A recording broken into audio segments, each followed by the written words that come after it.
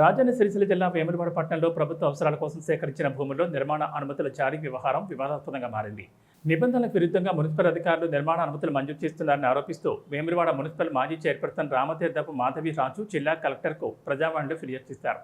వేములవాడ పట్టణంలోని జగిత్యాల బస్టాండ్ ప్రాంతంలో సుమారు 20 ఎకరాల 20 కుంటల భూమిని ప్రభుత్వం భూసేకరణ చట్టం ద్వారా స్వాధీనం చేసుకుందని మాధవి రాజు తెలిపారు.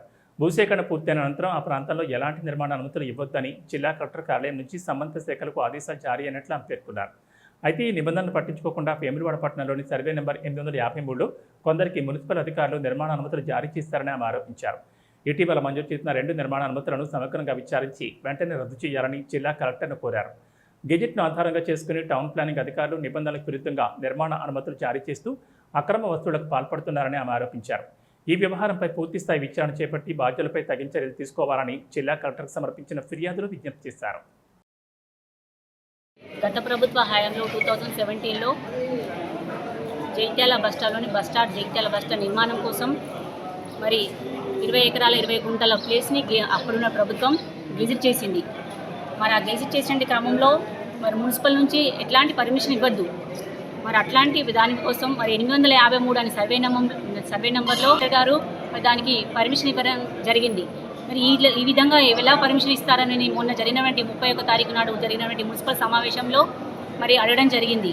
ఆ కమిషనర్ గారు సమాధానం చెప్పకుండా కింద టౌన్ ప్లానింగ్ వారితో చెప్పించి వారు ఒక యాప్ తీసుకొచ్చారు. ఆ యాప్లో ఈ విధంగా గెజిట్లో ఉందని ఉంది. దాన్ని ఆర్డీఓ లెవెల్లో పంపించినాము.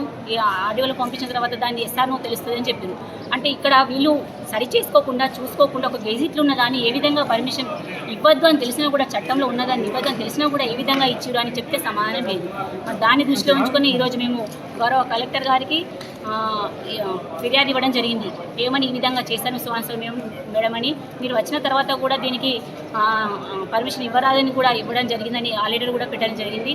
వారేమంటున్నారంటే గెజిట్ తీసేస్తే పర్మిషన్ ఇవ్వచ్చు, కానీ మీరు ఈ విధంగా ఎలా ఇస్తారని కమిషనర్ కూడా అడగడం జరిగింది. దానికి సంబంధించిన వివరాలు పూర్తి స్థాయిలో తెలుసుకొని మరి ఈ ఆర్డర్ని క్యాన్సిల్ చేయడానికి కూడా కమిషనర్ గారు చెప్పడం జరిగింది.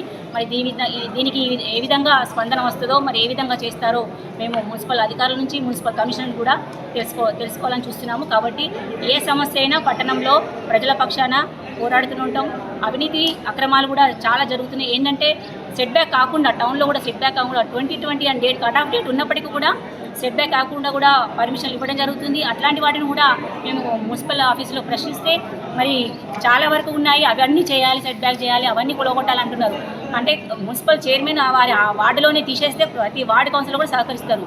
మరి ఆ విధంగా కూడా ప్రతి దేనికైనా కూడా మేము సహకరిస్తామని మున్సిపల్ కౌన్సిల్లో కూడా చెప్పడం జరిగింది. కాబట్టి ప్రజల పక్షాన మేము ప్రశ్నిస్తుంటాం, పోరాడుతుంటాం.